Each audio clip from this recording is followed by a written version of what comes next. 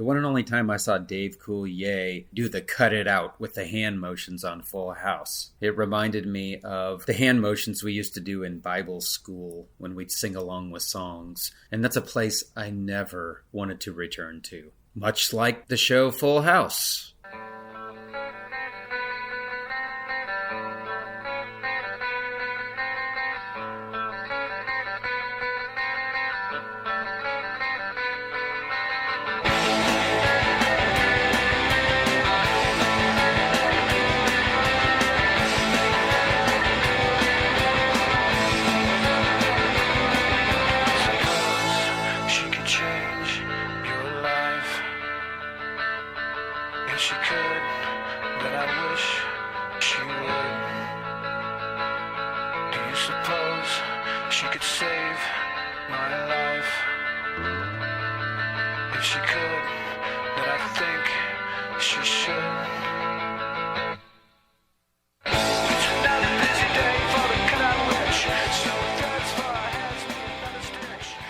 Greetings, fellow Earth Pavies, and welcome to Post-Punk Heartstrings. I'm Jimmy James S. Butler. That was Guided by Voices, bringing us in with Cut Out Witch. It's a bizarre little song about a witch who uses silver threads and golden needles to stitch us up. And in case you haven't figured it out, the theme of this episode is cutouts. Don't know what cutouts are? Well, you're going to find out soon as Mark and I talk about what cutouts are as we begin our conversation. This is going to be a 2-episode string as Mark and I picked 5 cutouts each to talk about and explore. And I want to thank each of you for coming along for the ride. And here we go. How's it going? Good, man. How about you? I'm doing good. Thanks for taking some time out. Oh, man, this is going to be fun. I'm looking. You're busy. I watch all your posts, man. You're sucking the marrow out of summer.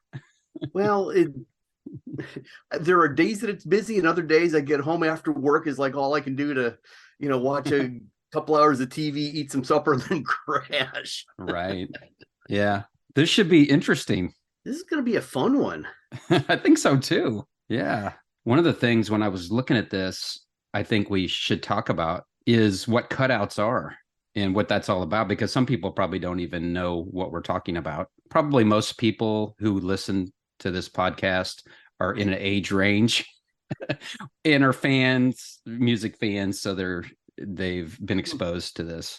Yeah. But some people wouldn't. And honestly, I'll just be honest, I didn't really understand exactly what was all behind the cutouts until I started reading up for this episode. Yeah, you probably did, but a little bit. Yeah. Up until I started doing research for this episode, I thought that cutouts were just strictly factory seconds. I just thought it was okay, they're things that got damaged during the manufacturing process or something like that. And as I was reading up on what they were and kind of was going to get some details to just read off and do an introduction to this podcast, I learned a lot more about what's going on and what it was about. And I thought it was really pretty interesting. So I'm just going to read a few things. And if you want to say something first, that's cool. I was going to say, before you read and give the official answer, let me give my impression. Yes, and then please do. I'm curious to see if what I've understood is what you read, or if it's something totally different. Yeah, sure. So my impression or my understanding of the cutouts was this was the stock that could not be sold at regular prices. So the record companies would take them and, like with the cassettes, they would drill a hole in the spine, or with the LPs, cut off a corner of the album. So you literally have a cutout. The CDs, same thing. They drill a little hole sometime, or take a little tool and kind of notch it to show that it wasn't brand new inventory, but it was the excess stuff that they just couldn't sell at regular prices. So it was a way to clear the shelves. So that's kind of my impression. Am I in the neighborhood, or is there? You're definitely you're definitely in the neighborhood. Okay. Squarely in the neighborhood. Yeah, I had it backwards. I was thinking, okay, these are things that got damaged, and so they're being sold for less. But they were things that were being intentionally damaged, so they could only be sold for less. Right. Which is I don't know, as a music lover and a lover of the packaging and everything, just kills me, you know. Yeah. I It guess was a real it's a reflection of the greed of the record companies that was going on a lot, because it was all the record companies that were sure. doing this.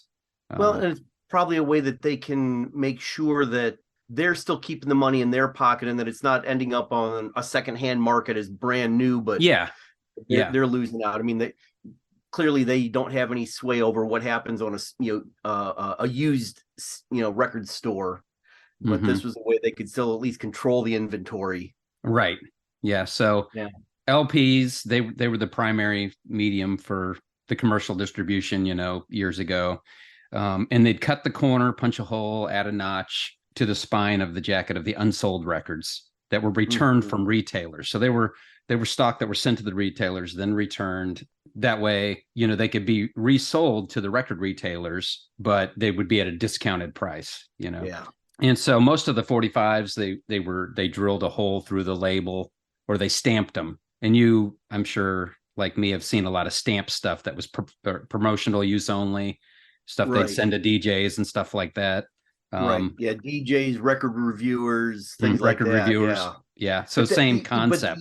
those were never intended for resale. Those that were stamped Correct. for promotional use. Correct. Yeah. Yeah, I think same concept in that they were altered so that they could not be sold at full price. So yeah, on cassettes, they say a hole was punched or burned through the case and through its printed insert.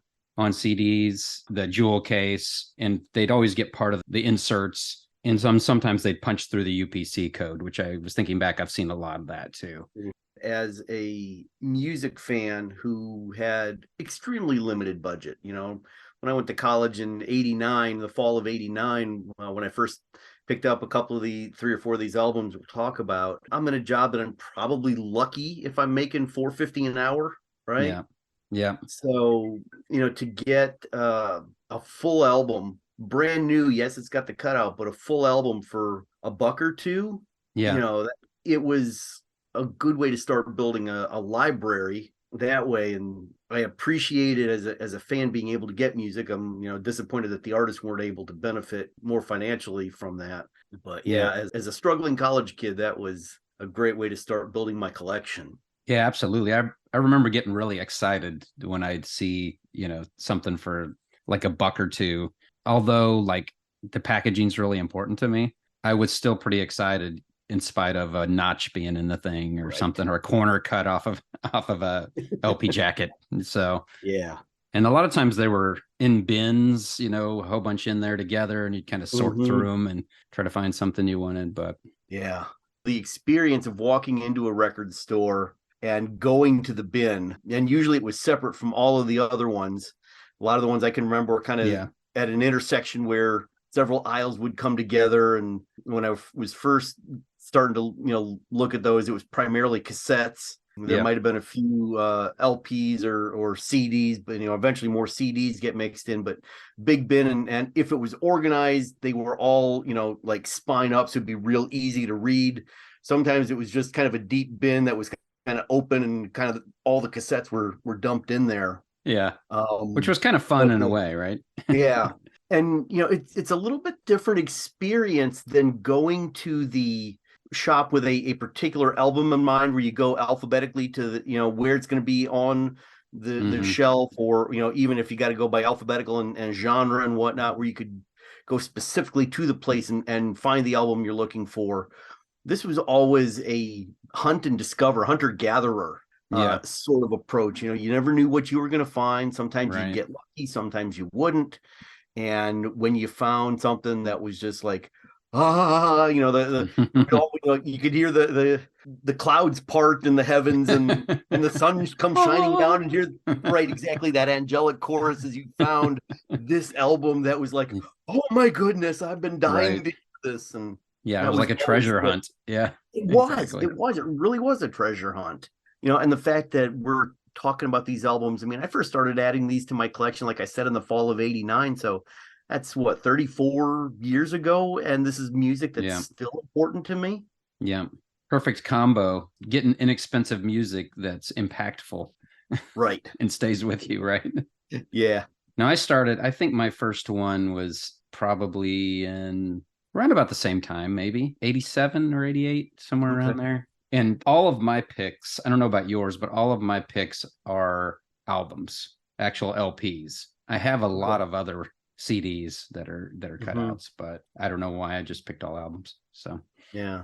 The but ones that I selected, I got originally on cassette. I think every single one of these I have added as CDs to my library, and if I stumble across something in the used record store on vinyl, I may add a couple, a few more of these in. But primarily, I've got them CD for archival purposes, and the yeah, and the cassettes was the original way that I had discovered yeah, them. cool. Do you still have all of them, the I cutout think versions, or not? I think so. There was a point where it's like, okay, I've got it on CD. I don't need to keep it. Yeah, And yeah, I had a car that did have a cassette player. So I used to have a little zipper case and I think a bunch of those made it into that zipper yeah, carrier. But yeah. since my move from the Dayton area over to Columbus 3 years ago, that's I think may still be packed away somewhere in a Somewhere. storage unit. And yeah, Yeah. I thought I could locate them for the conversation today, but I just wasn't able to pick that Yeah, up. I hear you. I have all but one of the ones on my list. I Okay. mean, I have it, but I don't have the cutout version Mm-hmm. of it that I had. So yeah, I think that's a pretty good introduction to what we're Right. talking about for people who don't know. I think that you should go first. This was your idea, this All right. episode. I'm ready to jump right in. You can go on your list in any order. I don't know if you're going through the order you gave me or if you're jumping around, but whatever you want to Um, do. yeah. Well, I'm trying to remember specifically which one I bought first. I'm going to start first with Peter Case's self-titled album. Peter Case by Peter Case came out in 1986 originally. And I first became aware of Peter Case's music probably 86, 87 when the Christian station in the Chicago area that I used to listen to, WCRM, they actually played one of the songs from that album from Peter Case, a song called Echo Wars. It's the opening Yeah. track. Yep. It's this sparse acoustic, got a real interesting groove to it. And I don't know who the DJ was or the program director at WCRM that, during daytime, they were playing somebody like Peter Case Yeah, on that's this very Christian rock interesting. station. Yeah. Around the same time, they were also playing Bruce Cockburn, Mm-hmm. who's the single from that Best of album, Waiting for a Miracle. They Mm-hmm. played that around the same time. So a couple of general market artists who are being played on this station. And, fast forward to 89, I'm a freshman in college. I'm working at a mattress store. That's about a mile or two from the college where I'm going to school. And across the street is a shopping center where Nobody Beats the Wiz record store. It's a chain that's was throughout the Mid-Atlantic region. And so one day after work, I went in, and lo and behold, again, one of the, it was one of those angelic choir moments as the lights part, the clouds part and the light shines down. Here's this Peter Case album in the cutout bin, again, a buck or two, don't remember how much, but I got it on the strength of that one song, Mm-hmm. Echo Wars. Great. And that was cassette. I think you probably That was said a that, right? cassette. That was Yep. cassette. Yeah. Yep. You mentioned them, the DJ that played them. And so this one, when I was listening and looking at it, it was produced by T-Bone Burnett. Right. Right. So I can understand maybe why somebody who was pretty hip on a Christian radio station, a DJ, would kind of work this, you sneak this in or whatever. Yeah. Right. So I don't want to bogart your album. So Oh no, that's all right. Yeah. So T-Bone is the producer. He goes by the J. Henry Burnett on the yes, album, I but saw that's that. T-Bone Burnett. And a lot of the musicians that are playing on that album are going to show up on Sam Leslie Phillips's The Turning, which comes out a year later. So a lot of the musicians that T-Bone's working with shows up on that album, several of these other albums that we'll talk about. Quick background on Peter Case. Peter had come out of the LA scene. He had fronted a couple of different bands, a kind of proto-punk band, The Nerves, in the late 70s. And then he also was a member of the Plimsouls, really groovy power Who a pop lot of band. people will know, I think. Right. A lot of people know that. And, for years, even though he's had a longer solo career than he ever was with the Plimsolls, it's not uncommon to see him, referred to as Peter Case X Plimsolls. Yeah, yeah, He's been a solo yeah. artist for, 35, close to 40 years now. Right. And at the time, Peter was married to Victoria Williams. And I don't know if you're familiar with Victoria Williams. She's an artist in her own right, had several really good albums. She shows up in backing vocals on a couple of songs, co-wrote a couple of songs on the album. So yeah, some really good stuff. So the whole album has much more of an acoustic rock-based folk rock orientation to the music and the instrumentation. There's a lot of storytelling that takes place over the course of the album. There's a song called Small Town Spree, which is about a burglary and I think maybe even a couple of murders that takes place in the story of the guy hiding out in a shop waiting for, I think, the cops to show up. There's another song, and we talked about maybe you working in a couple of the songs from the album. So Echo Wars is going to be one of those I'd be interested in you kind of featuring. The other one. Great track. Yeah. There's another song I could called see why that pulled you in. Yes. Just hearing that track and like you just snatched up the album when you saw it. Yeah.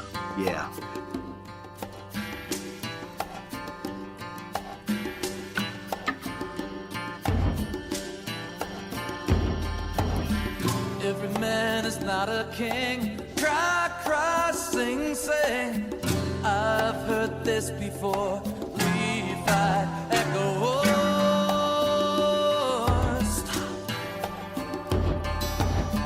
Some men are really mean, living a dream, always wanting more. Declare, echo wars.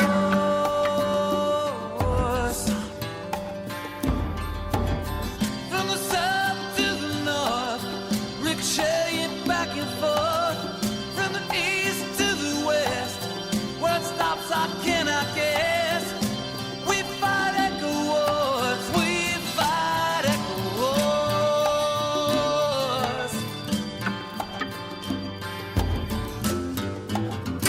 Echo wars never die. They fight and multiply. Come between you and me, so we can hear and we can see.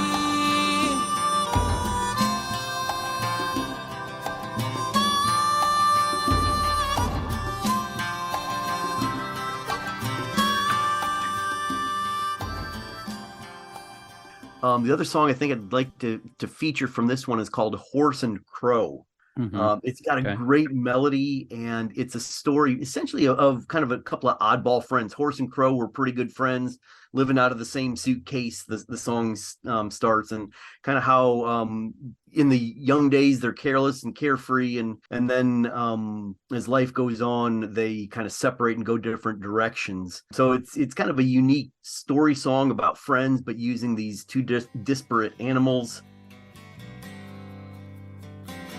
First this happened and that happened and everything changed. Crow, she flew off in a straight line, leaving horse and took a job making $20 a day. Some reason started looking for a sign. When everywhere he looked, everything was white. Sometimes he thought he saw something moving in the light. They were careless then, and the road stretched on and on. Well, it's a wonder and a shame all those careless days have gone.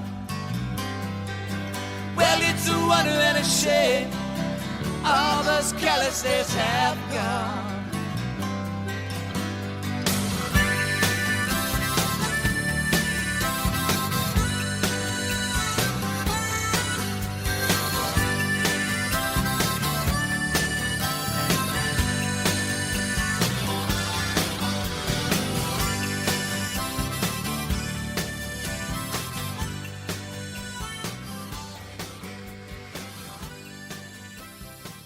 There's a song called Ice Water, a really good blues track about a poor working class guy who wants to marry a millionaire's daughter, and how she elopes with him. And he had initially gone to her father, and he said, you'll do it when it rains ice water.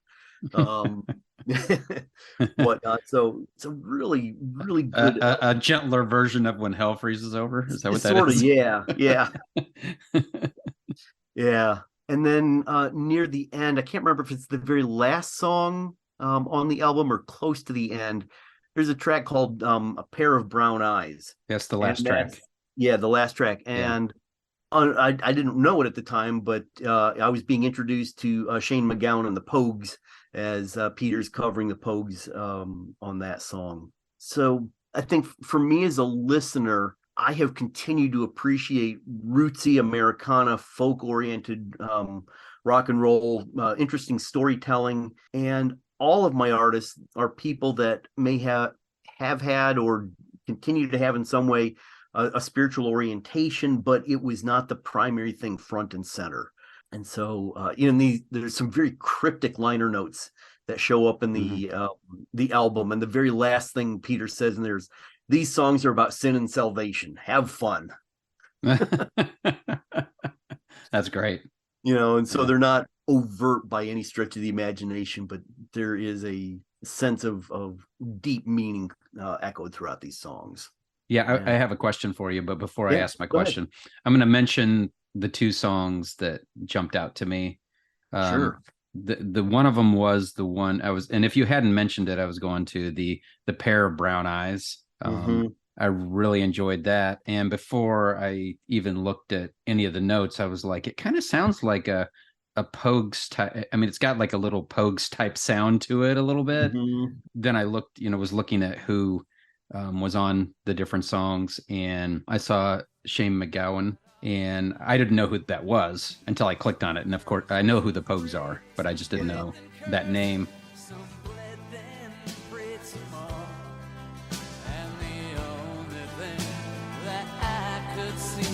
Was a pair of brown eyes that were looking at me. But when we got back, labeled parts 1 to 3, there was no pair of brown eyes waiting for me. And roving, I'll go. Roving, I'll go. Roving, I'll go. For a pair of brown eyes. For a pair of brown eyes.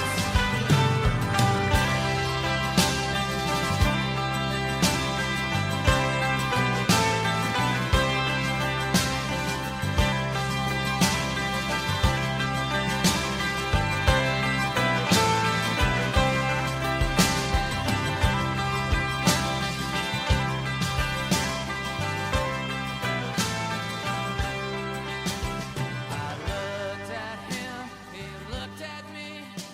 All I could do. So I really enjoyed that song a lot. And one of the other ones I liked, a lot of the songs on here. One of the other ones I liked a lot was called More Than Curious. And I just liked it a lot for the instrumentation part of it. Yeah. I think it has Burnett listed as a co-writer of that one. I can't remember for sure, but it certainly sounded like he was playing on it. I don't know if he was or not, but the sounds and things sounded very Burnett-esque. Yes. Like what you might hear on some of the Sam Phillips releases. Yeah.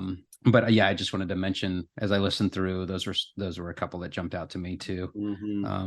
And you've kind of maybe hit on this a little bit, and your answer may overlap on some of these albums. I don't know, but so you heard Echo Wars, you found this cutout release and bought it. What became the huge impact of this album for you? Like over time, was it the songwriting you're talking about? There was a lot of the tied in with the folks blues type music and storytelling. I think that's a big part of how this shaped me as a listener, was through a lot of that storytelling and those acoustic roots throughout it. Yeah. When did you get this one? You estimated fall of '89, so it was about 3 years old when I got it. Yeah, so you were kind of maybe at this time doing a lot of spiritual exploration, maybe, or maybe not. You were raised a little bit more on the, I don't want to say conservative side, maybe, but like as far as music, music goes, you were, I think, right? Yeah. So, yes, religiously, musically, definitely grew up in a much more conservative environment.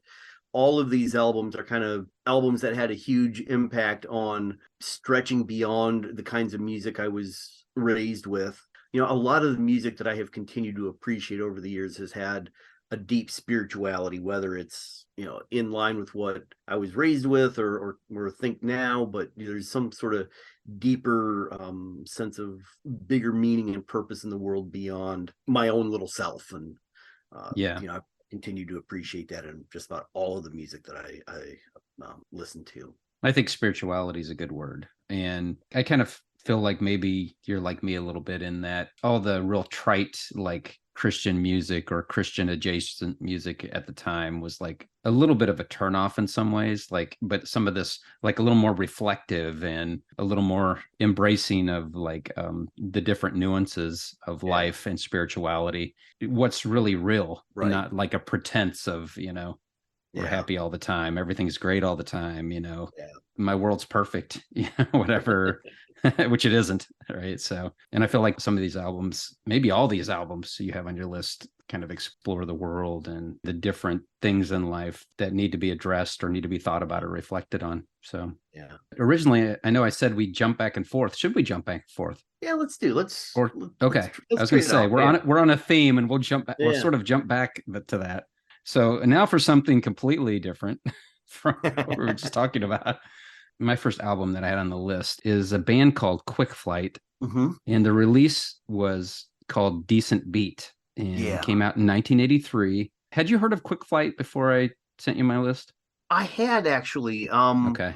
I had ended up at one point with a copy of this on LP and had given a buddy of mine a bunch of my LPs to copy over and put it onto CD for me. And then I moved, and so I no longer have that in my library. He's still got it somewhere. And I asked him one time, he's like, "Oh man, I don't remember having those." And so who knows where they ended up, but I was familiar with somewhere out there. Yeah. Some really cool new wave techno pop kinds of stuff. Yeah, it's a Canadian band. This is the one on my list that I no longer have the cutout version. I've since bought the LP again for much more than I paid for it when I bought it in the first place. I think it was $1 when I bought it in the first place.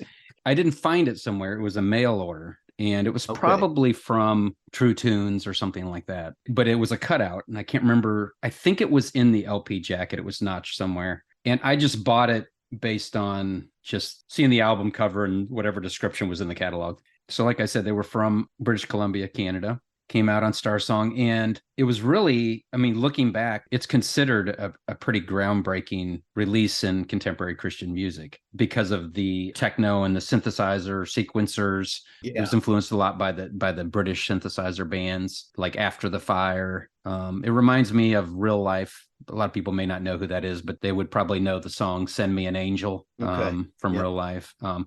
It reminds me a lot of a band called Strange Advance, which one of the members of Quickflight went on to join.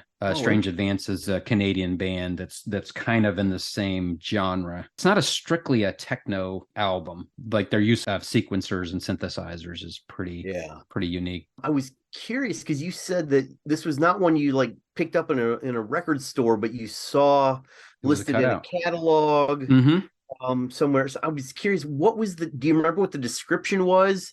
That you would take a chance on ordering something. It was something you couldn't even hold in your hand to look at song titles or see who the musicians or producer was.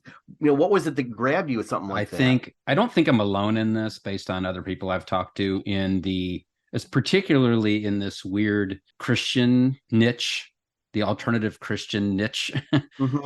I had secular records, but there was always that feeling of I shouldn't have this. So there was a lot of evangelical guilt. Yes. But there was a lot of like wanting to find as much as you could in the Christian market of cool, interesting, different music. And a lot of that was just, what's the album cover look like? Right. What's the music described? Now, this one had the music described. I can't remember the description exactly, but whatever description it had probably referenced some other bands like, Flock of Seagulls or Devo. They have some similarities to Devo as well. So I probably was like, okay, done. Like I said, I think it was maybe $1 or something like that. And I bought a lot of albums I hated by going by the album cover. I've been lied to. You show me this cool alt looking cover with this cool band name and cool album title. And it's like, this will not be in constant rotation. But the reason this was impactful to me was there's a couple albums on my list, and this is one of them in the Christian market. It would have fit in just playing it on secular radio. Yeah. And so albums like that really impressed me in the Christian market, because the Christian market a lot of times was, 10 years behind on music and production and stuff like that. Probably I was getting into some of this kind of music then, Devo and things like that. And so I was just, when I got it, I was kind of blown away when I put it on. It was better than I expected it to be. Yeah. One of the songs I was going to play is called System Breakdown. The other one is called Metro Alien, which is a, techno song title, if you've ever heard one. Right? Exactly. But a lot of their songs on there were kind of about the anxiety of being in this world and feeling out of place, and it sort of approached that from spiritual perspective. So, and it wasn't super overt for the most part, which I was always attracted to as well. Like not shoving it in my face or anybody else's. I think that's more impactful when you make people go and search for things. So. Listen to my sweet voice in your ear. The world go to its end.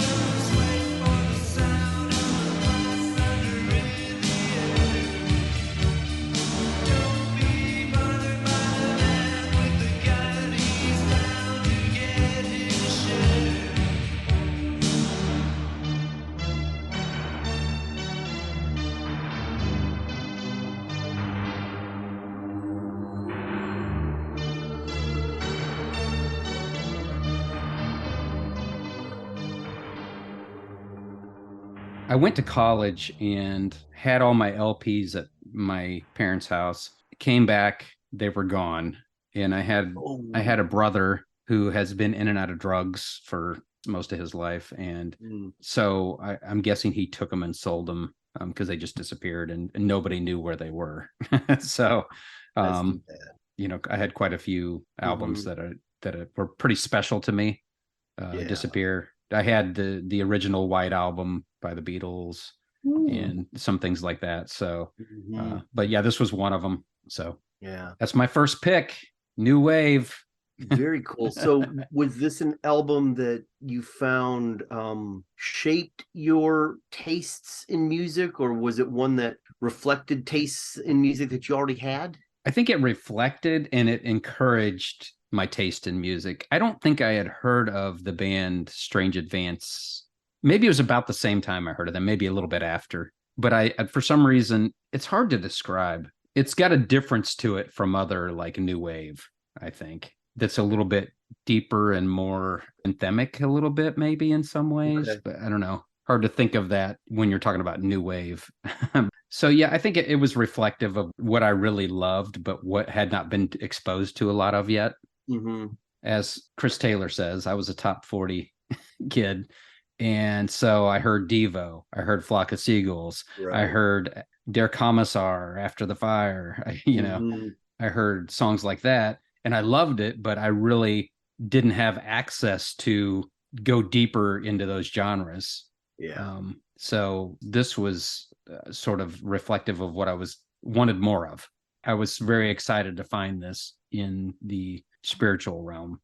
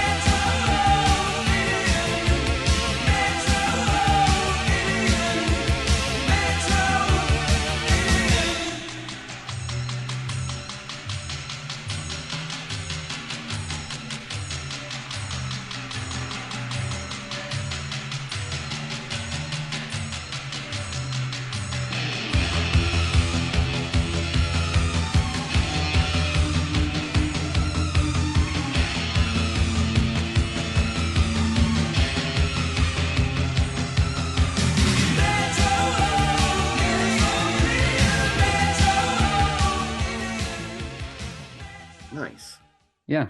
Some of these are ones I just would go back and put on, from time to time. That one's, I really like it a lot. Maybe it's a little less frequent. I go back and put it on, but Yeah. you know, Had you listened to it recently, before we started prepping for this episode? yeah, I would say about a year ago, maybe I went and I didn't have it at that point. I had to buy it again, and I hadn't bought it again yet. But I went on and listened to it, on YouTube. So it comes to you can mind. find the whole It's album there on impactful YouTube. enough to where it comes to mind from time to time as like, this is a band that impacted me and I bring up, in conversations. So Nice. that's pretty much it for that one. All right. Now the second pick that I've got, I purchased right around the same time as I got Peter Case. Same story, going to Nobody Beats the Whiz after work, and this time I found some Bruce Cockburn, and I mentioned the song "Waiting for a Miracle" from that 2-disc best of that came out in 87, 88, somewhere around there. And so I saw Cockburn's name on this cassette jacket, but I didn't recognize any of the song titles. So the familiarity of Cockburn's name is what drew me to this album. And, there's a lot of stuff musically when I'm listening. I'll find something, if there's an artist I like, go back into their catalog, or, we talked about some of the T-Bone Burnett and the cross pollination of the, musicians he's worked with and stuff. If I find a musician that's played on another person's album or produced by, I'll go down those rabbit trails, because if I like this one thing that an artist has worked on, I'm guessing I'm going to like something else they've also done. Yeah. So, that was kind of my thinking with picking up this Cockburn album, and got it home and really wasn't sure what to expect, and it wasn't what I was expecting. Having said I didn't know what to expect. Sonically, it's not your traditional 80s album, but it's sonically an album that clearly comes out of the 80s. This also came out in 86. And Bruce has said that it's sort of a part of a trilogy of 3 albums, starting with The Trouble with Normal and Stealing Fire, and then World of Wonders, that all came out of experiences that he had in Latin America and writing about some things that came out of that experience. So the opening track, and to get to the question of how does this shape me as a listener, if you know anything about Cockburn's music, he is not shy to speak his mind politically. And there is a sense, I think, in which his music and his lyrics and his politics really do echo a radical commitment to a Christian faith, although it's not an overt thing, but radically living out like the teachings of the Sermon on the Mount and some of that sort of thing. And the song Call It Democracy that kicks off the album confronts the International Monetary Fund, of all things. You wouldn't expect to hear a song about the IMF, but it's all about how the political and financial structures in the world are set up that keep poor people in oppression. Yeah. And he's really pretty pissed off about the whole thing. And I think it's the second verse of the song. Are you all right if I cuss? Because I'm. Oh yeah. Okay. Please do. So the song lyric says, "Spend a buck to make a buck. You don't really give a flying fuck about people in misery." And then the chorus is, "IMF, dirty MF, takes away everything that it can get." Always making certain that's great. Yeah, that's great. Always making certain that there's one thing left, keep them on the hook with insupportable debt. So there's just this really powerful song of anger and rage at the way the poor countries are just kept in debt to wealthier countries, and there's no way for people in poverty and what we call the 2/3 world to really find some financial stability for themselves, but they're always in subservience to Western markets and so forth.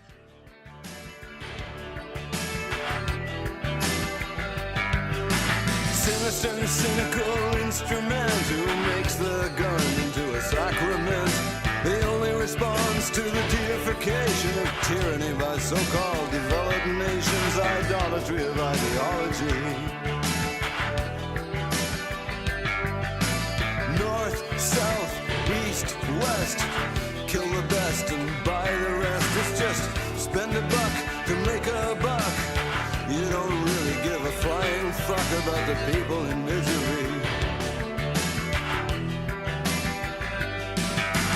IMF, dirty MF, takes away everything it can get. Always making certain that there's one thing left. Keep them on the hook with insupportable debt.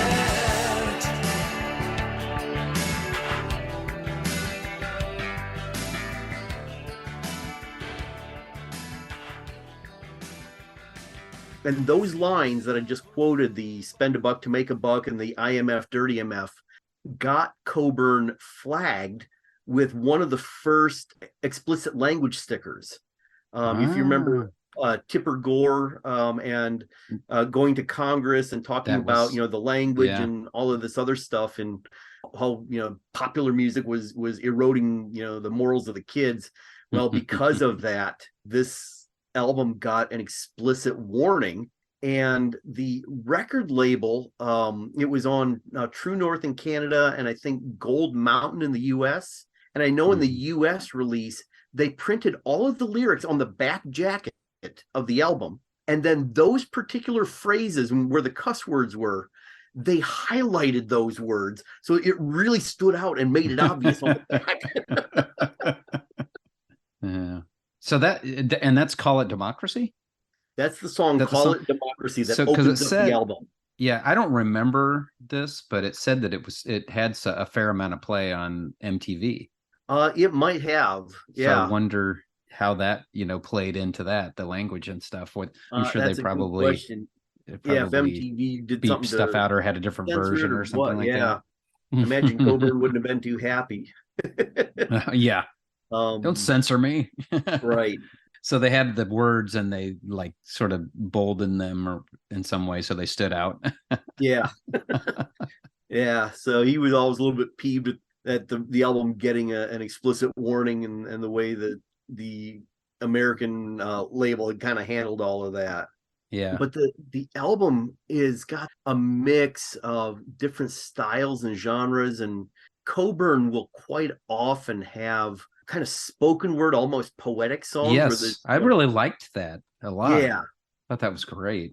Yeah, and it's not just a one-off thing on this album. Many of his albums have that sort of thing. So there's a couple of those kinds of songs on here. Berlin Tonight is one of those. Yes, often, I like that a lot. They're like travelogue kinds of songs.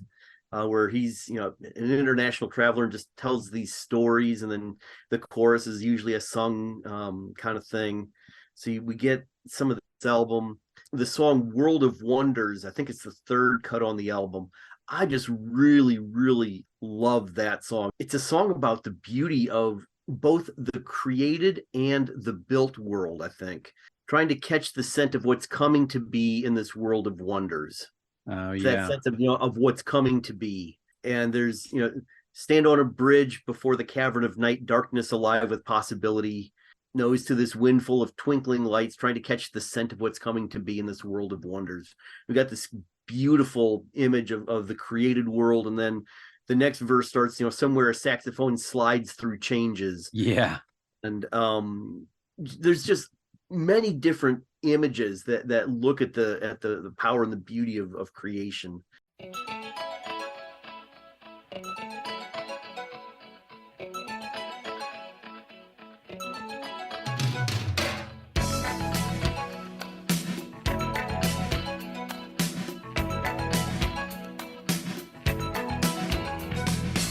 I stand on a bridge before the cavern of night, darkness alive with possibility. Nose to this wind full of twinkling lights, trying to catch the scent of what's coming to be in this world of wonders. World of wonders.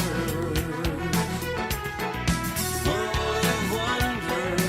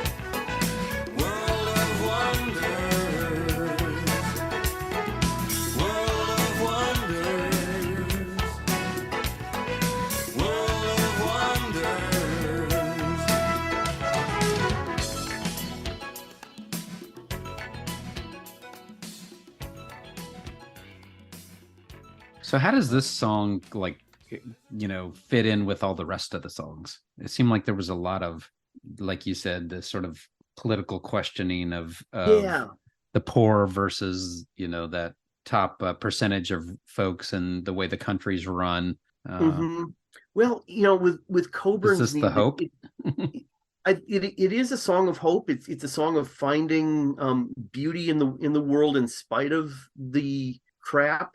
Coburn's music all throughout has always had a focus on the human and the political as well as the beauty of the created world. The Dancing in the Dragon's Jaws album has a song called Creation Dream, and many of the songs reflect the beauty of the created world. So I think this is a song that is very much in line with that. And I think even as he's looking at a lot of the political things, he's still looking to find the beauty in the world. It's not an either or, it's a both and.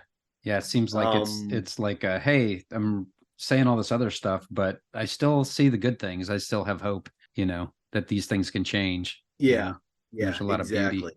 There's a lot of beauty. And, the politics carry on in the song People See Through You. That is a song that directly is critiquing Ronald Reagan and his practices and policies. You've got instant communication, instant data tabulation. You've got the forces of occupation, but you don't get capitulation because people see through you. The Uh, chorus of the song goes. So, that's a really intriguing one. And then there's a love song, See How I Miss You. Santiago Dawn, again, kind of another travelogue song. World of Wonders and Down Here Tonight, the album closer, are the two that I would point to for if you want to sample. Beautiful melody, Down Here Tonight. And in many ways, I think it treads similar lyrical terrain as the song Wondering Where the Lions Are. That starts out, sun's up, world's okay, world survives into another day. And so this Down Here Tonight is a very similar sort of thing. He's looking at both the beauty and, again, some of the oppression that he's seen in Central America. And the chorus of the song, speaking of the drums, Pan's going to play and the fire burn bright. Talking drums say everything's all right. Beating of the seas sends a message to the far starlight.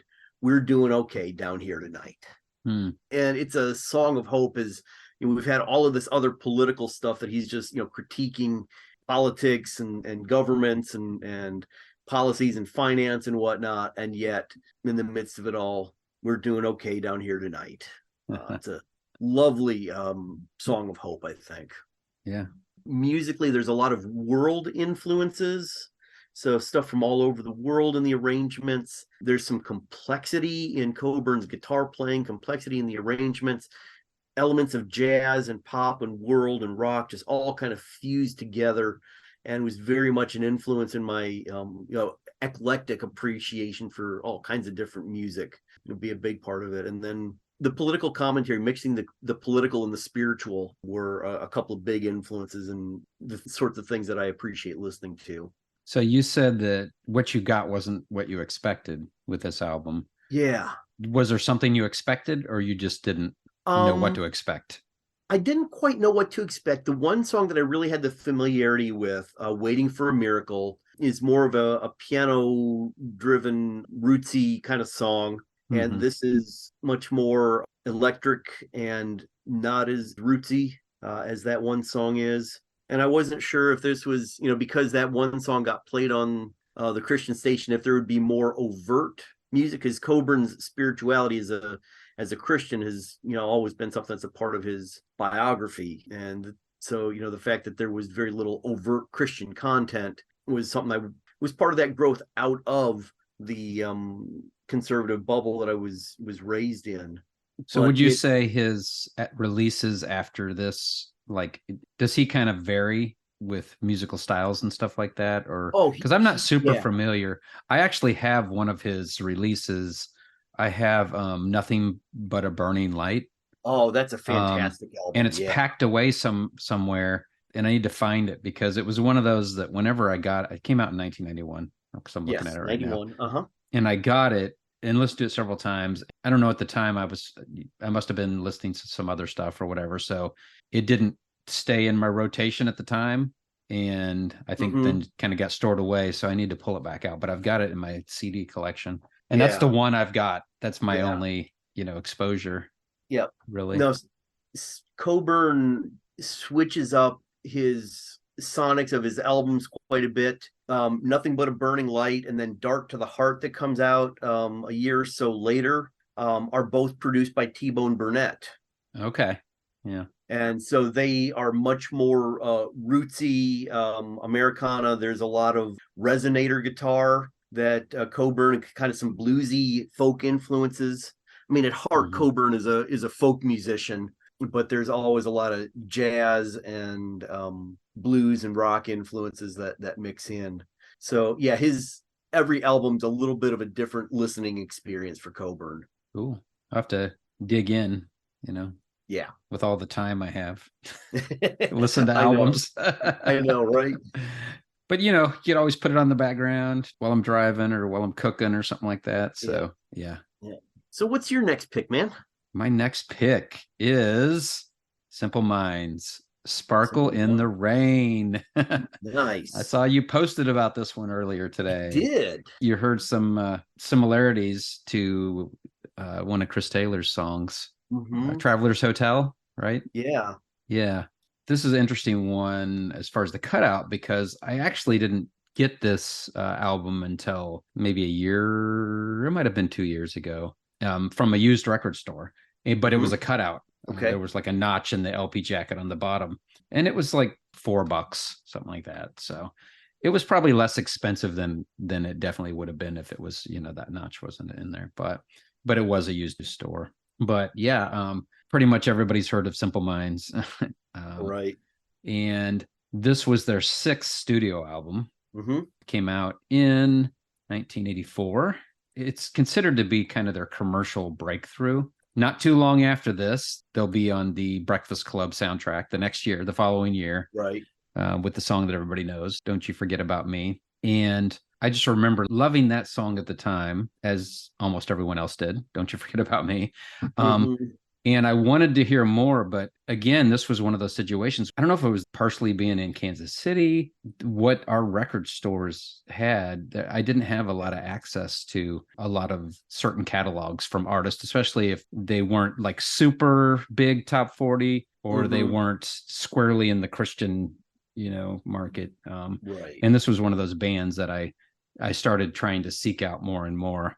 And a lot of their releases I didn't hear until probably a decade ago, Mhm. when I sought out digitally Right. and found their whole catalog and listened to their whole catalog. I mean, they still make really good music, they've kept Mhm. making great albums. They I know you have. and I have talked about the Street Fighting years, Right. that came out a little bit later. But yeah, the reason this one's impactful to me is I feel like it's just that style of music, of sort of a big anthemic stadium style Yes. of music. They kind of met the members of U2 when they were making the previous album to this. And so the two bands kind of were in that same category as far as they were starting to do these big stadium shows. And the fact that they were Right. doing that affected their music that they made. In a lot of the things I read, it's kind of interesting to me that just being in front of all those people and stuff and sort of going on tour and doing that was affecting the way they were writing music for their next album. But yeah, I began slowly picking up the catalog. Didn't get this until recently. I've actually picked up a bunch of their stuff fairly recently. I was really familiar with their earlier stuff, which is way different Okay. Right. than this. I picked up most of that pretty early on, like in the late 80s, early 90s. But yeah, so this just has some really great tracks on it. Yeah. Pretty much every track I love on here. The standouts are Up on the Catwalk. People are going to know that one. Waterfront. Another one. Waterfront is the other one. I think that's probably the most well-known, most played song from this album, at least on Spotify. So it's probably the most well-known. This album, it was recorded after a series of large stadium concerts in 1983. They met the members of U2 and the bands developed a strong liking. A lot of people have had the impression that Simple Minds were largely influenced by U2, but I think the truth is that they were both very strong influences on each other during that time period. Yeah. Well, there's a lot of music that's coming out of the UK that has those large anthemic, stadium filling sounds.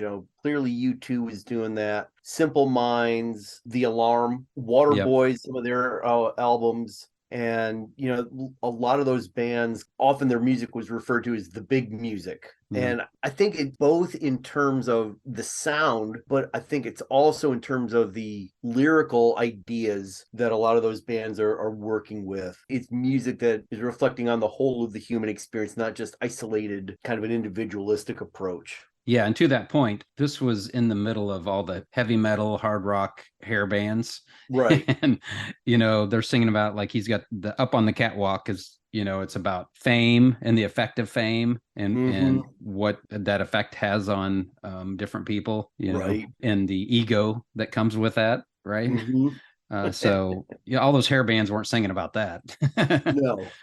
They were like reveling in the ego part of it. But musically, I love Up on the Catwalk. It kind of comes in. It's got crashing keyboards, offbeat drums, and Jim Kerr described it as crashing drums and fantasies running wild.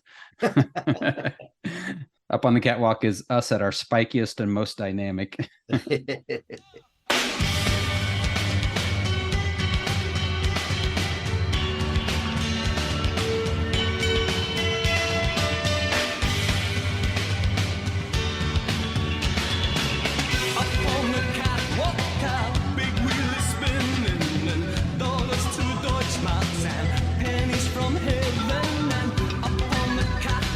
There's 100 million with letters from thousands that seems through our universe. 1,000 names that can spring up in my mind, but you'd call it blackmail, and that's just not my kind.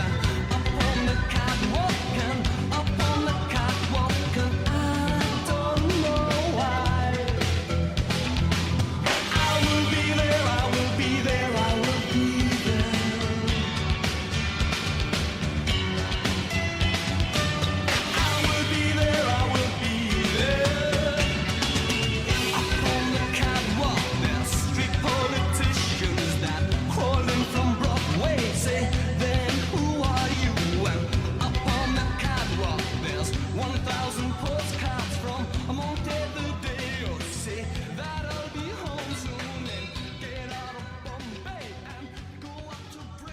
Well, and you mentioned the keys. As I think about Simple Minds music, I think there's a lot of their music that is much more keyboard driven than guitar driven, although they do have guitars. Yeah. So it's much more of a keyboard sound, but they're not the typical 80s synth pop Right. kind of thing. Even though I wouldn't think of them like a Duran Duran or No. Depeche Mode sort of thing, but When you say keyboard driven, that tends to make people think like you're talking about like Duran Duran or right, Flock of Seagulls or something like that, or maybe even Erasure or Pet Shop Boys.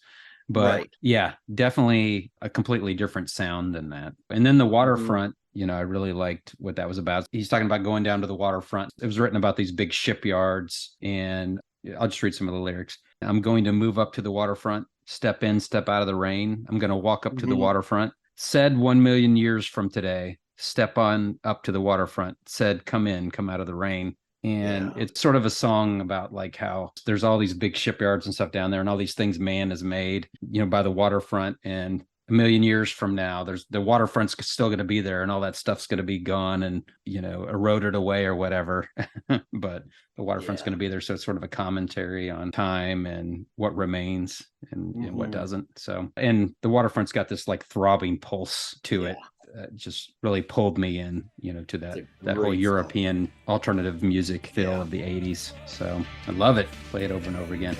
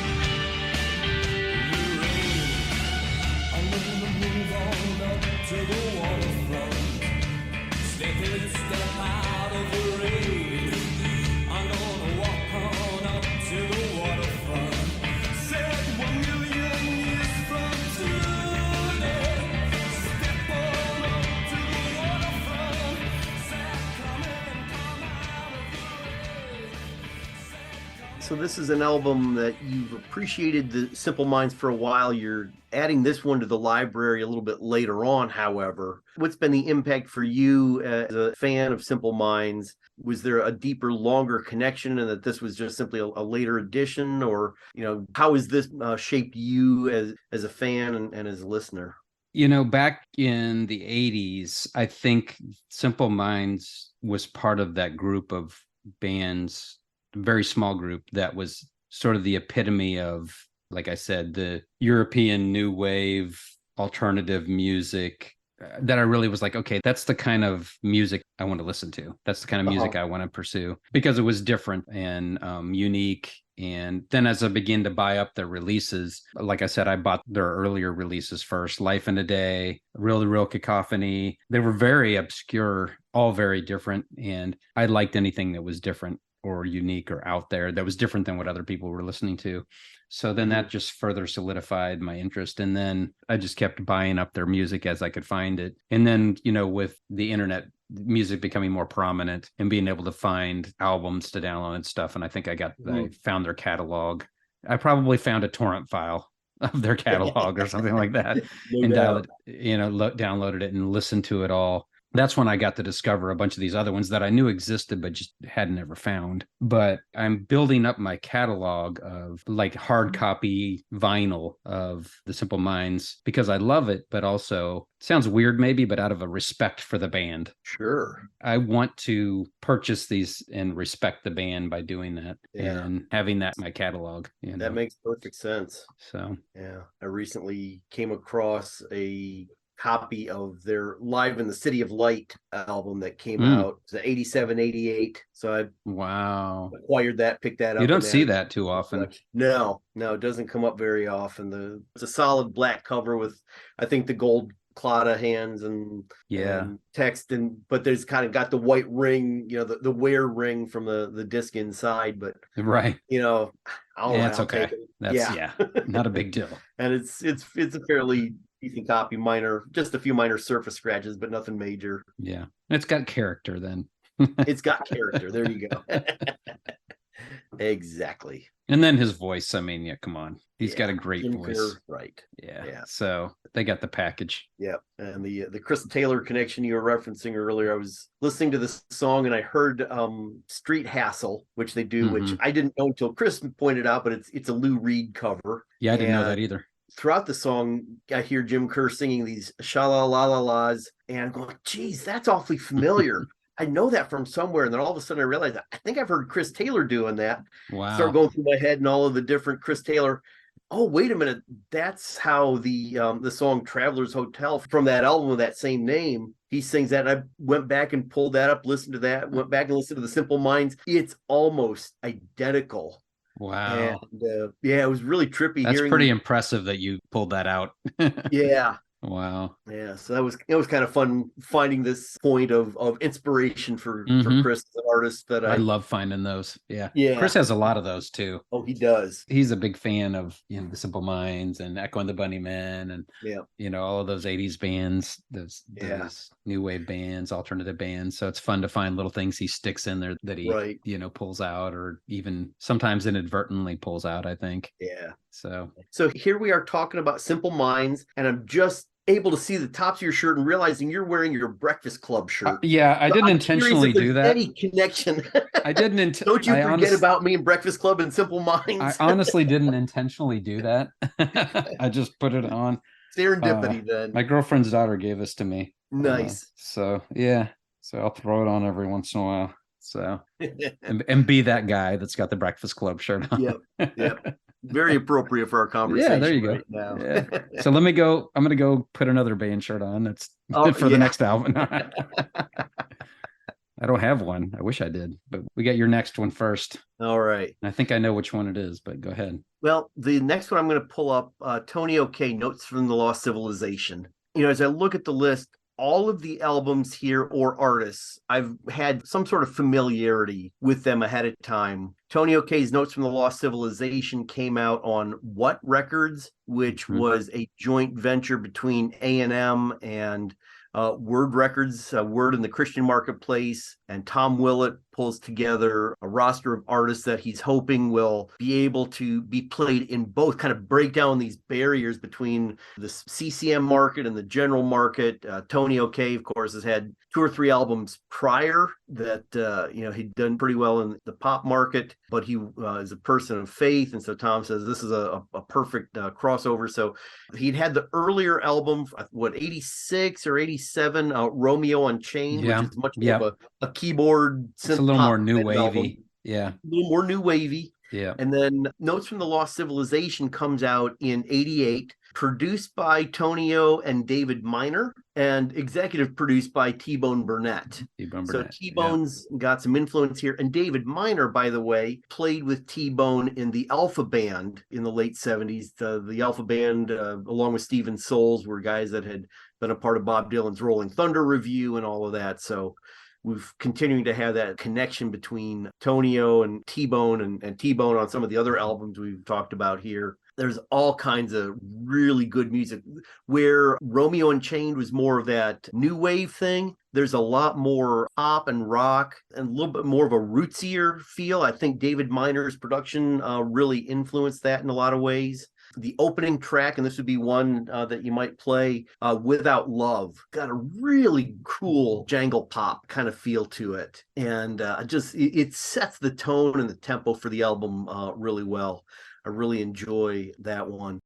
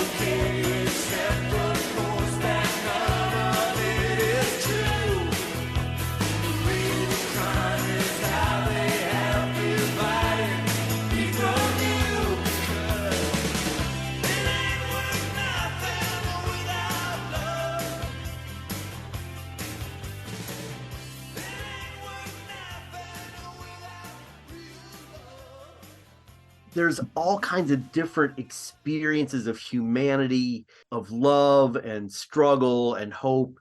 And there's a significant spirituality in this music, but again, it's not an overt kind of thing. The other song I think I would encourage you to play is I Love This City. And it's just it's a song a little about more upbeat. Yeah. It's an upbeat tune. It rocks pretty good.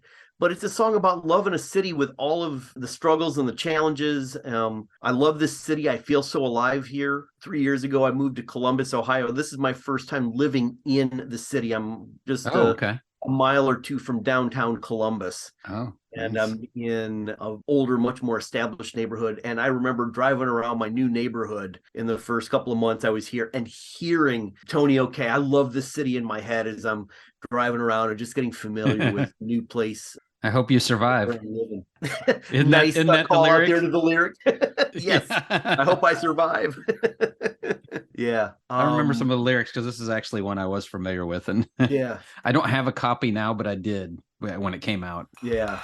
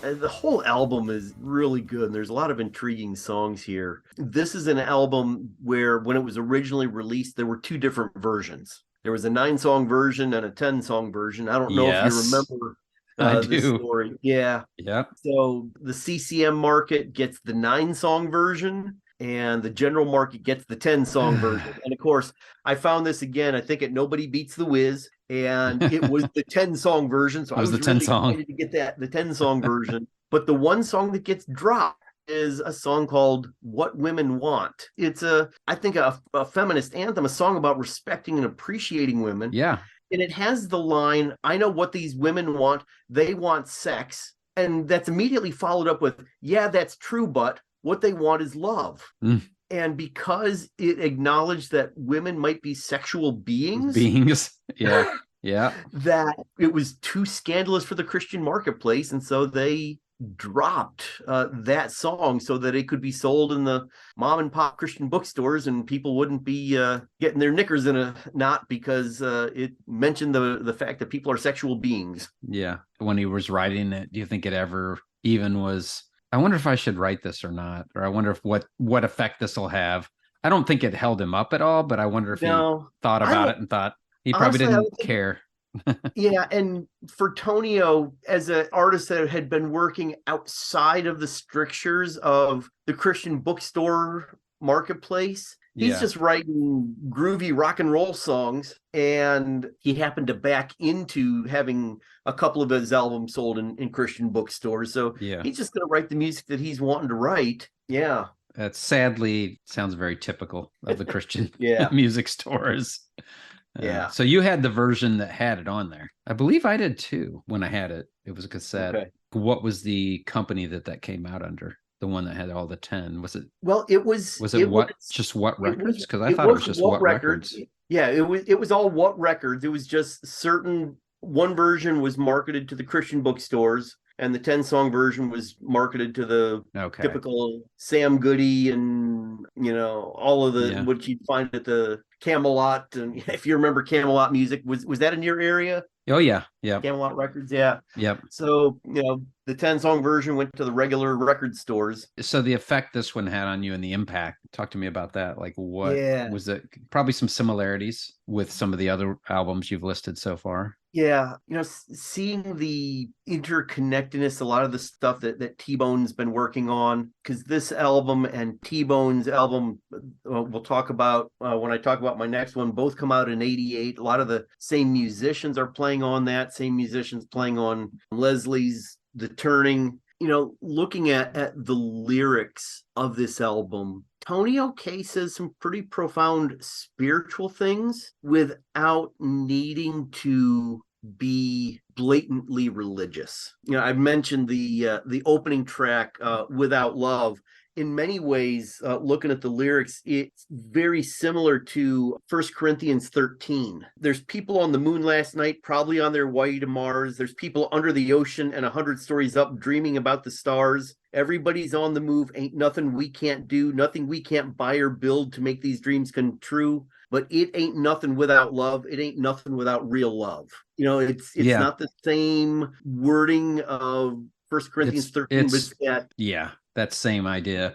It's that same idea that we can do all of these big fancy things, but without love connecting people, it's well, to quote St. Paul, it's a clanging gong, right? Yeah. It ain't nothing without real love. Yeah, that song, the lyrics in that song reminded me of a podcast I was listening to the other day. It was like this really smart guy. Somebody asked him on the podcast, like, so do you think it'll be possible for us to live on the moon? Is that something that's going to, be technologically possible? And he's like, well, yeah, I think it's technologically possible.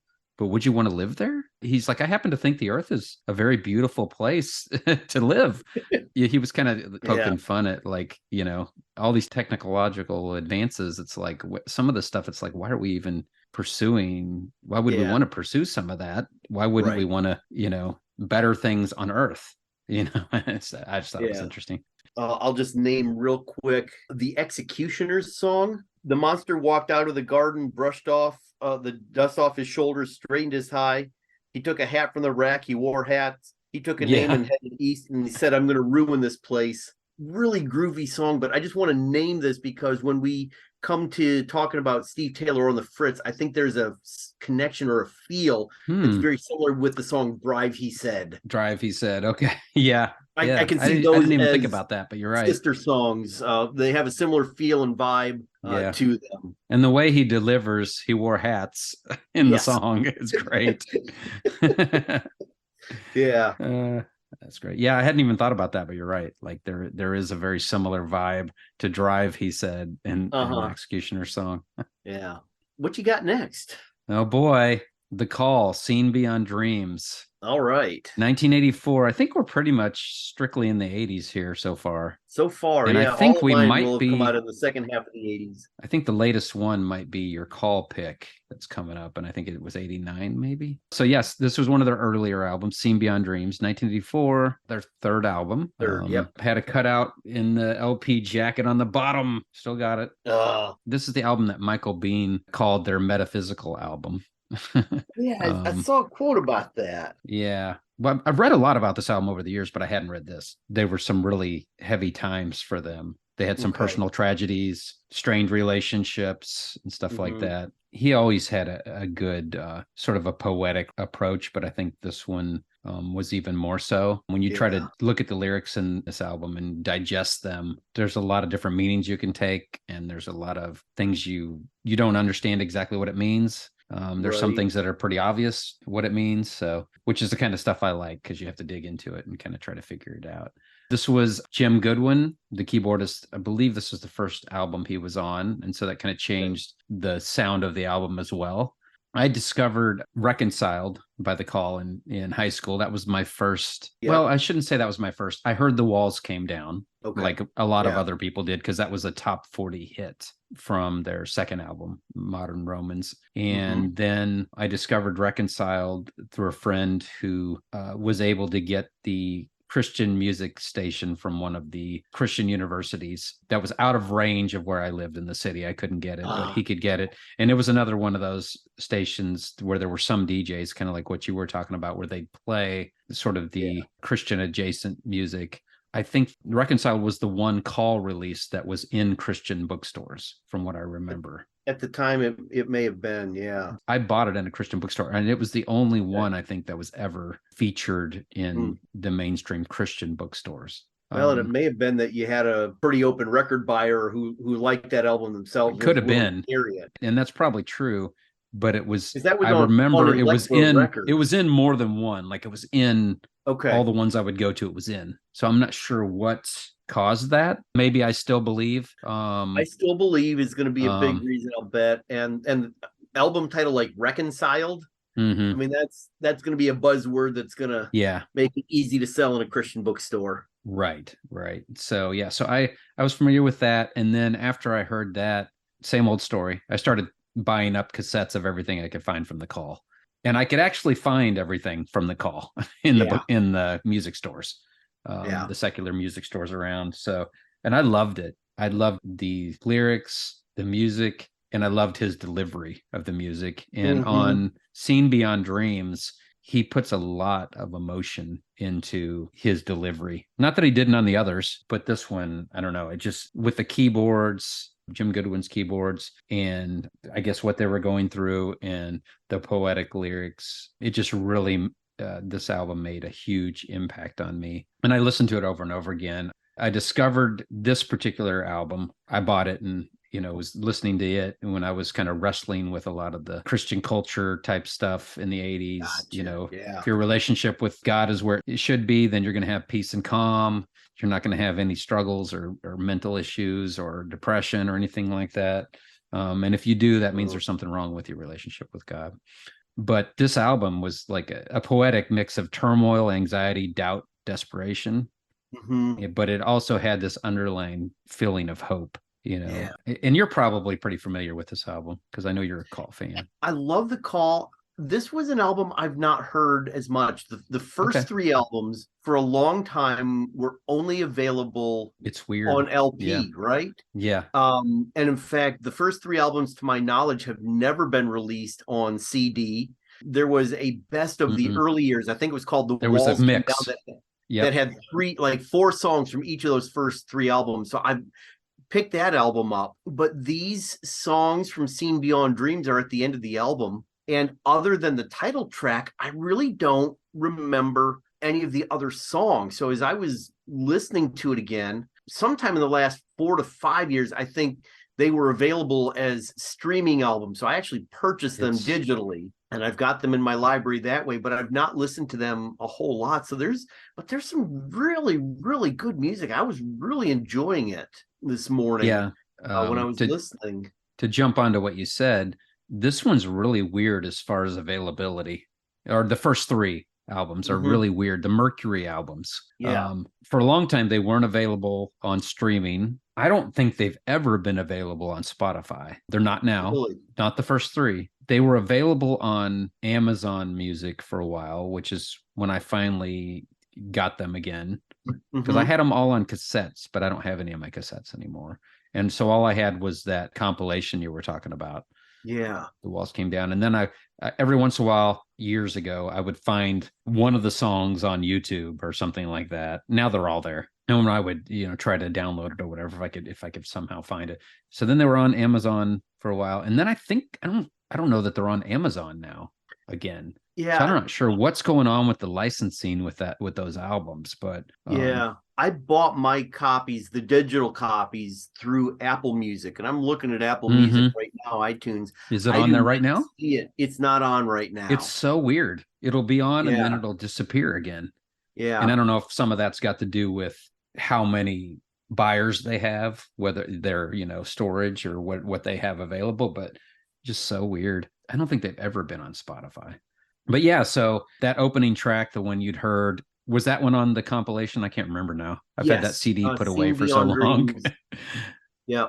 It was hard for me. Like, I got that compilation CD. It was so hard for me because I was like, oh, it's so great that these are out on CD. But all I could think about was all the songs that were missing. I was like, this song's not here. This song's not here. Yeah.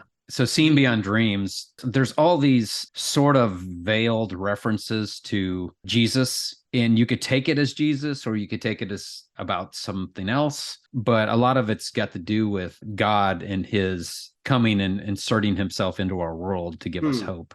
So, Seen Beyond Dreams starts out, so where to begin? Let's start with a child. Yeah. And where will it end? Where the perfect guest meets his fate in a scene beyond dreams. Wow. The awaited appears, branded with lies, calls to his own, loved and despised. From a scene beyond dreams, and a mother cries, and she cries, and we watch, and we wait, and we watch, and the hero dies.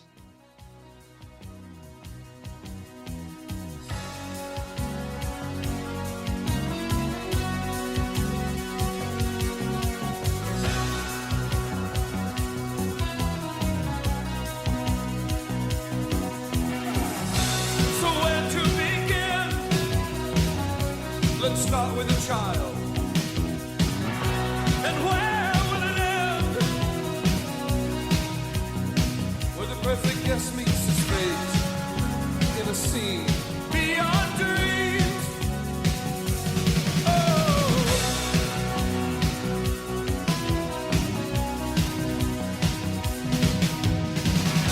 I stand where I stand, convinced by the sight.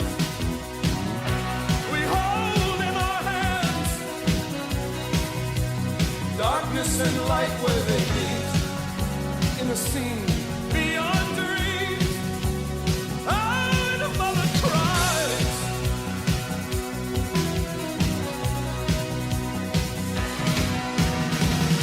And she cries.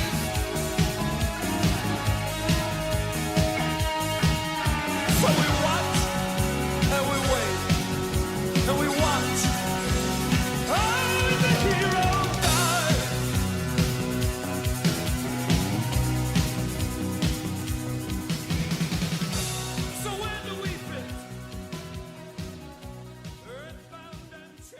So, of course, at the time, this was, I got this probably in 87 or 88, I think. So I just ate this up because I was like, okay, here's this quote unquote secular group. I feel like I'm reading lyrics that are talking about Jesus coming down to earth, right, and living this life, and then being rejected and dying, and this really beautiful metaphorical description of these events. So there's a lot of songs I really like on here. It was hard for me to pick two that I might play. So Seen Beyond Dreams, that had to be one of them. You can actually go and watch them playing.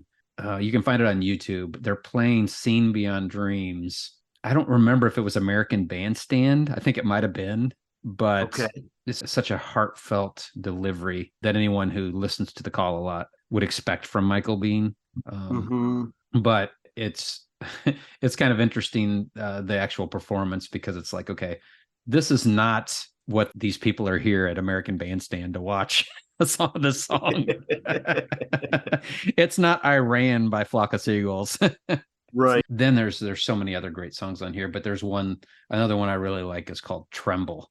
And you'll hear again, this talks about sort of a journey through life, but it also has some sort of allusions to Christ and the resurrection. So it says, firstborn, grace begins, more bones, more skin, veins surround me like a nest, tie me in, first caress, home. So it's sort of like being born. And then it says, the chorus is kind of a weird chorus. It says, a womb to grow human in, a world to grow human in, tremble. Last words, life begins, more bones, more skin. Grave clothes are cast away. Love returns faithfully home. So it's sort of got that resurrection aspect to it. And then musically in the midst of it, it's got this awesome guitar solo.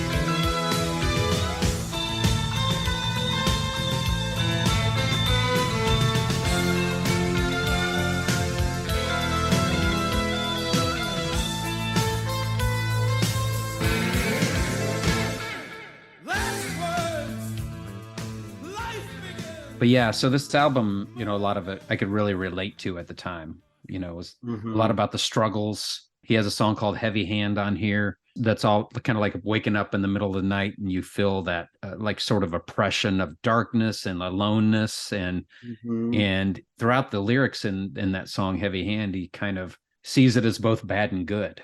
Is this a bad thing? Is this the darkness attacking me or coming after me, or is this God like trying to make me understand that I need him and pull me closer to him? I always love the whole concept of like sort of two things pushing against each other and the counterintuitiveness of things. It could be bad or it could be good. There was a CD by the Swirling Eddies that I got in the mail, and this was many years ago. I have no idea why I got it. It showed up in the mail, a CD. And that's cool. Yeah. And I'm like, did I sign up for something? Did I like contribute some money to a membership thing? I doubt it, because it was in the years where I had no money. And I was like, I don't remember this at all. But it showed up, and it was different than some of the previous Swirling Eddies releases that were kind of a little more like sort of, I don't want to use the word hokey, but kind of like they had those kind of silliness in there or whatever. This whole release was a little more deep, I felt, to me. It's called It All Depends. And the album is called The Midget, the Speck, and the Molecule. And it's the first track. Faith to move a mountain, or a zealot's wishful thinking, a connoisseur of the finest wines, or just another drunkard drinking. One more dirty whistleblower, or a conscience coming clean. I suppose it all depends how you look at these things. And it's got all these different things. You can look at them different ways. So I don't know. That's really good. But I love stuff like that. So sorry, I didn't mean to go off on a tangent there, but yeah, The Call, that's one of the ones I have to be careful with. I could go on and on. They're definitely in my top 5 of bands that have influenced me. They're an amazing band. All the music I've ever attempted to write, as you know, back in the college days, was influenced by The Call. I remember at the time I got cassettes of the early music of The Call. There weren't any lyrics. It was those cassettes where you open it up and it's just got the one fold with nothing else. Yeah. And I went through and I think I had one of those typewriters that had the memory in it at the time. Remember those? Yeah. Yep. And I went through and I listened to the cassette. It was probably in a Walkman. It had to be in a Walkman because I had little headphones. Yep. And I sat there and stop, rewind, and typed down all of the lyrics as well as I could hear them. That's dedication. And I had this notebook full of The Call lyrics. So that's how much time I invested in trying to understand The Call. Oh, that's and what they were about. So it's hard to even find words how much The Call influenced me. So other podcasts, cool. I'll be doing albums, but I've been asked to do The Call by some listeners. So, and that's one of those ones kind of like The Cure. It's like, oh man, so big. I know. How do I tackle it? Well, guess what, gang? That is going to wrap it up for part 1 of Cutouts. I want to thank each of you for coming along for the ride, and I want to especially thank those of you who keep coming back for more. I'm not sure if you're in your right minds or not, but I love that you keep joining me. Behind me right now is a song called Cutout by Grizzly Bear. Make sure you check out all the great music that Mark and I talked about, and don't forget to check back in for part 2 of Cutouts. Peace to you, my friends. So long.